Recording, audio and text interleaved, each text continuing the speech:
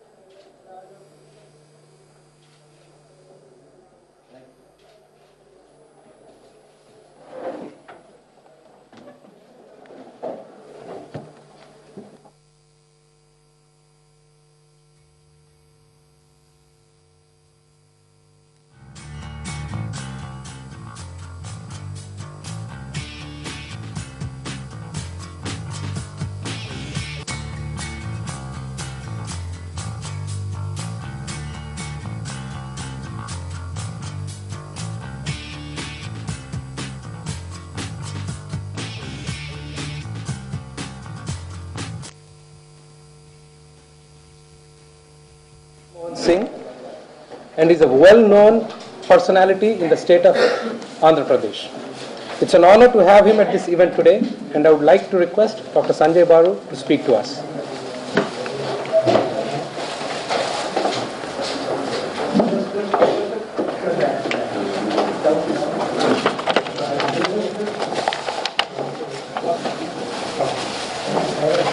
Friends, I wanted all of us to stand in silence for a few moments in memory of several innocent young persons who have sacrificed their lives for the cause of separate Telangana. I know that this is a subject that has become very emotional. I can only, as a Telugu person, feel sad at the loss of lives. And whatever happens in Andhra Pradesh, one can only pray that more innocent people are not sacrificed in the name of politics, etc. When I used to work for the Prime Minister, on many occasions he was invited to release a book. And my job used to be to quickly read the book before he accepted the invitation, because quite understandably the Prime Minister could not afford to release a book that would embarrass him or the country. So I got used to the business of quickly reading a book before releasing it. But I used to always say that a book that the Prime Minister releases, he's doing it because of his personal regard for the author and not necessarily because he agrees with the entire contents. In fact, many times he may even disagree. There was, for example, the embarrassing situation when he had to release the biography of Devanand, and there were a lot of embarrassing revelations in that book which created quite a controversy. So, when my friend Parkala Prabhakar came and asked me to release this book, I accepted without even reading it because he's a friend.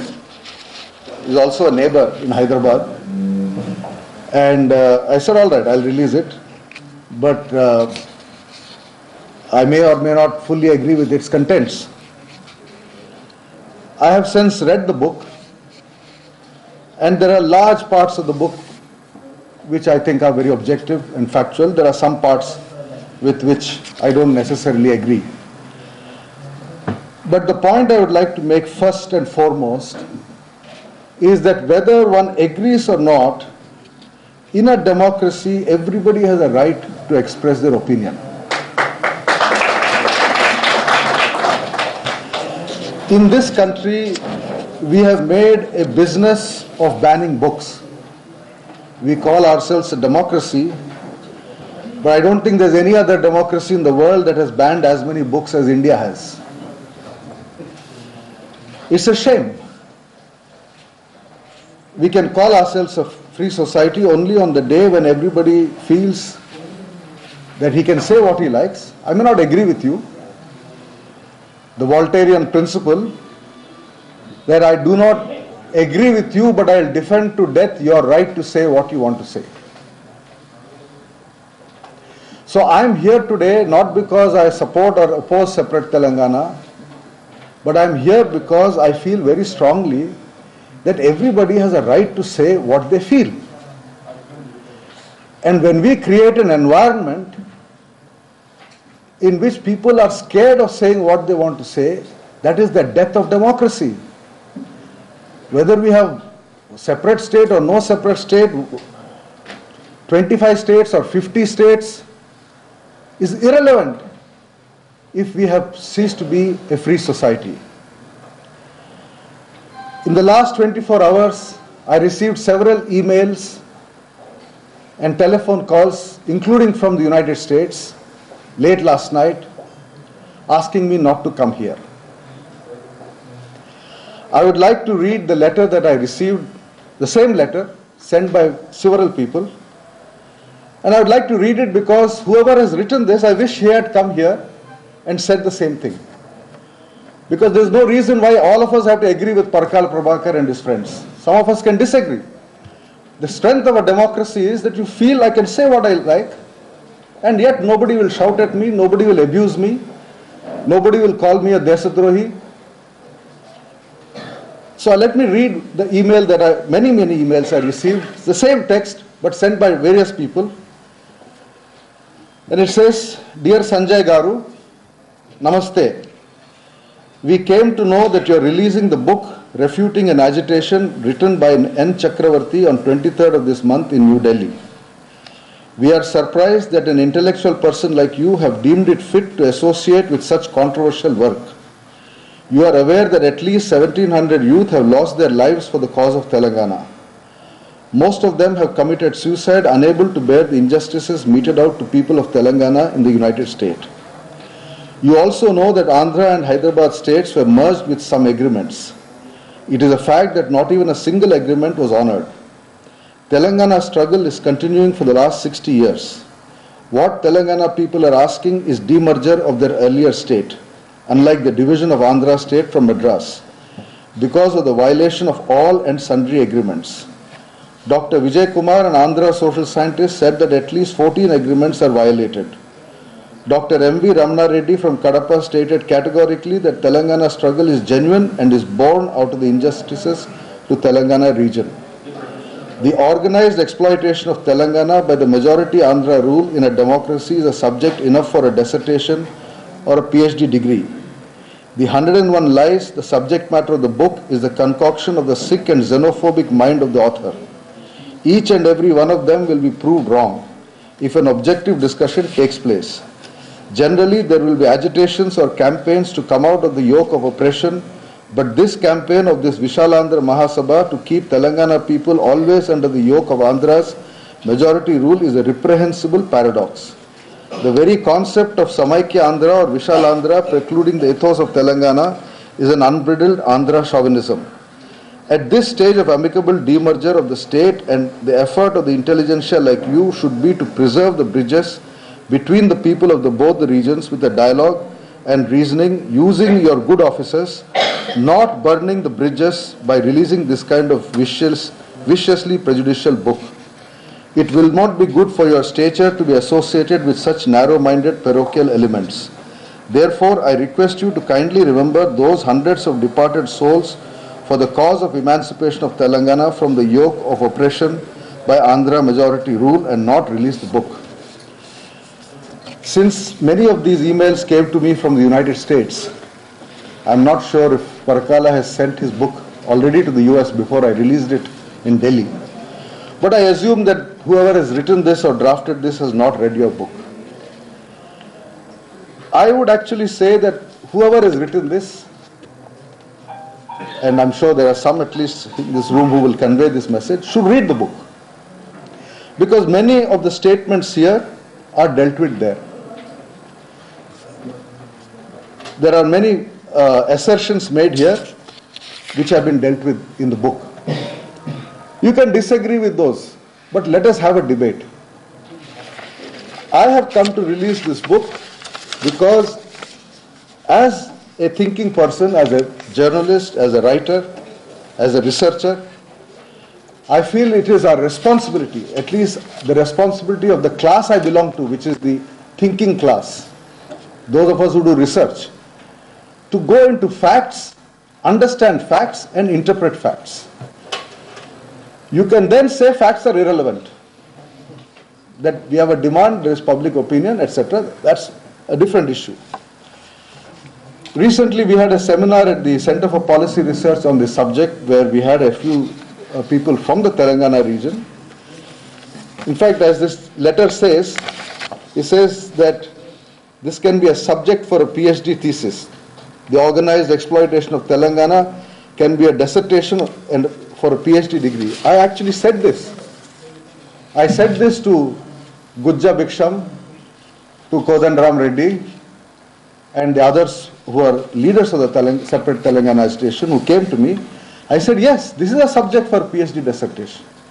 We should have 10 PhD dissertations. Let us analyze the facts objectively, without emotion, without creating an environment in which young people, innocent people, find that suicide is the only option. It's a great tragedy for Telangana people of Telangana that emotionally we have become so vulnerable. But I'm not sure if the time for research exists, because we are now moving to a point where political decisions may be taken before any serious analysis is done. On the other hand, those of you who have read the Justice Sri Krishna Commission report, which has been made, I don't want to use the word irrelevant, but certainly has been defaced by that stupid secret chapter written by incompetent bureaucrats.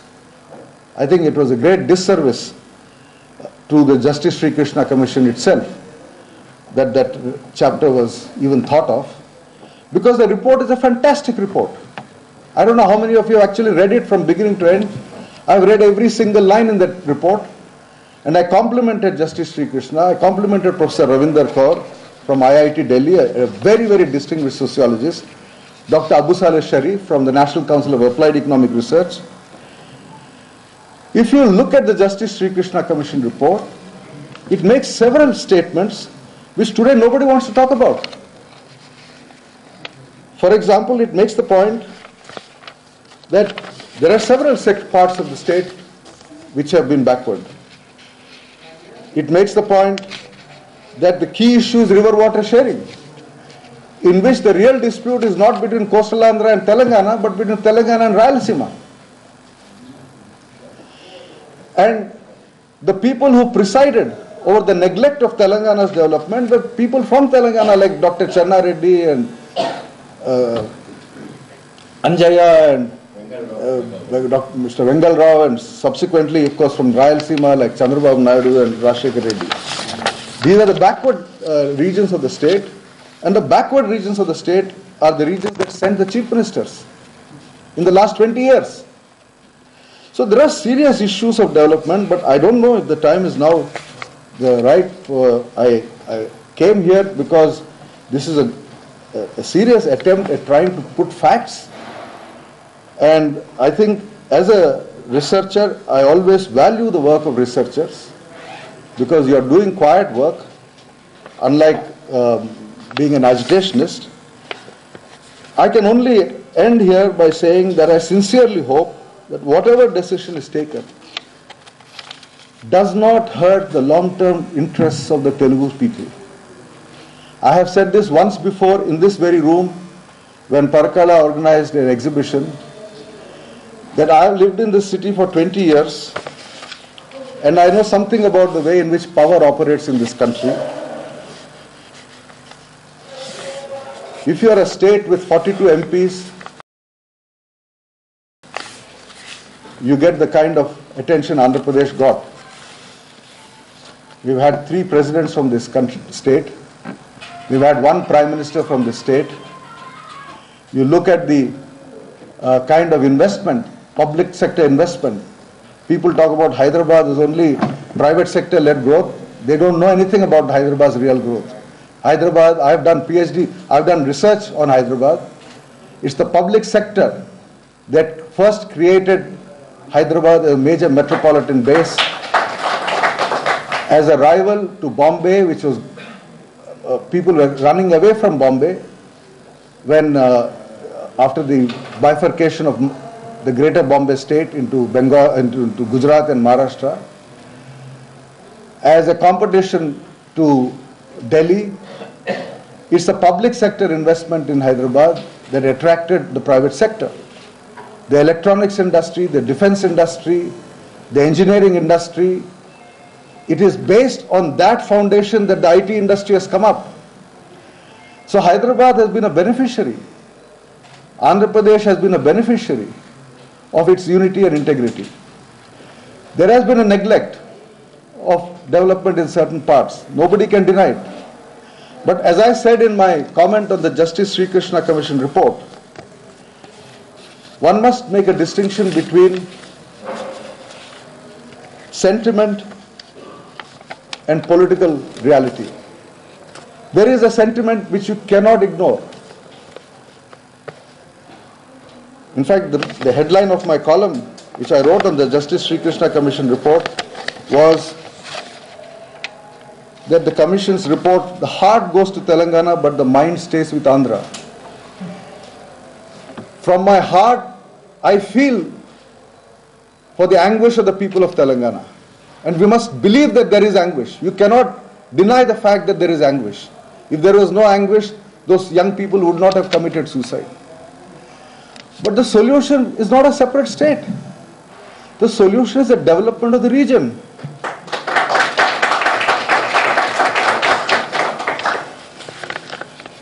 I don't know if these words have any more relevance today, but I think it's important for those of us who still feel the need for the unity of the state to express their opinion without fear.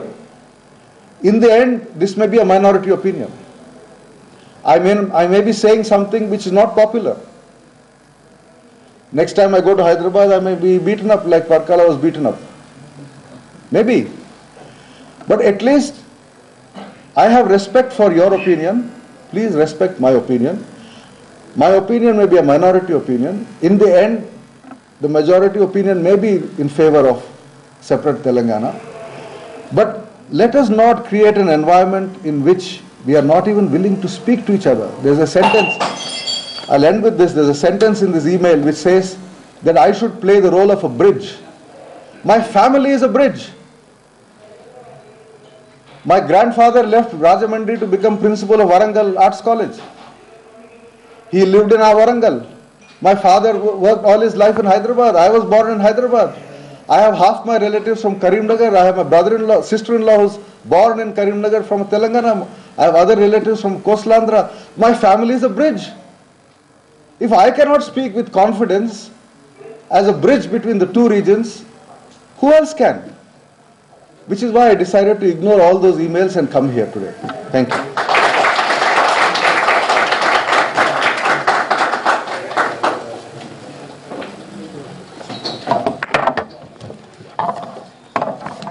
Thank you very much, Sanjay Garu. I mean, as Sanjay Garu said, so freedom of speech is not to speak what everyone appreciates or admires, but it's the right to speak what you don't like to listen to. And that's the essence of freedom of speech. If everyone agrees, we don't need a right for it. So thank you. And one more quick clarification. Sanjay Garu had read an email where it said, I authored the book. That would do a disservice to all the folks who had contributed immensely to this book. It was a lot of effort, starting with C. Narasimharao Garu, Parakala Prabhakar Garu, and their names that I cannot name. You know, there's Chaitanya who put in many, many hours. So it would be a disservice. It indeed is a collective effort. It's not a one-man publication. So with that, let me quickly jump to our next speaker, Sri Ashok Malik. He is a senior journalist and a renowned columnist He writes regularly for the Times of India, Hindustan Times, the Asian Age, the Pioneer, and Taharka. Ashok Malik doesn't beat around the bush when it comes to his views. So Ashok Malik ji, we are all eager to listen to your views. Thank you, friends. I must confess I can't speak on, sorry, is that okay? On this subject of Andhra Pradesh and Telangana with the passion and the knowledge of my predecessor, Dr. Sanjay Baru. There are several reasons for that. He is from the region, he has studied the region, and as he pointed out, his family has been involved with all parts of the state. I have a very different experience. Till recently, I was frankly an agnostic on this whole issue of Telangana. I didn't have a firm opinion one way or the other. I have found Prabhakar's book very educative. There are some parts of it that I disagree with. There are many parts I agree with. But more than what I agree or disagree with, I have found the information contained there and the statistics contained there very, very sort of educative. ఇది తెలంగాణ వాదుల 101 అబద్ధాలు పుస్తక ఆవిష్కరణ కార్యక్రమం ఢిల్లీలో జరిగింది. దానిలో సంజయ్ బారు మాట్లాడుతూ ప్రజాస్వామ్యంలో ప్రతి ఒక్కరికి తమ భావాన్ని వ్యక్తం చేసే హక్కు ఉంది. అలానే ప్రత్యేకవాదమా సమైక్యవాదమా అనే విషయాన్ని పక్కన పెడితే ఇది ఒక మంచి పరిశోధనా గ్రంథం అంటూ సంజయ్ బారు వ్యాఖ్యానించారు. ఇవి ఇప్పటి వరకు ఉన్న అప్డేట్స్. తర్వాత సీతమ్మ వాకిట్లో సిరిమల్లె చెట్టు సినిమా ట్రిపుల్ ప్లాటినం డిస్క్ విశేషాలు ప్రసారమవుతాయి. చూస్తూనే ఉండండి ఎన్టీవీ.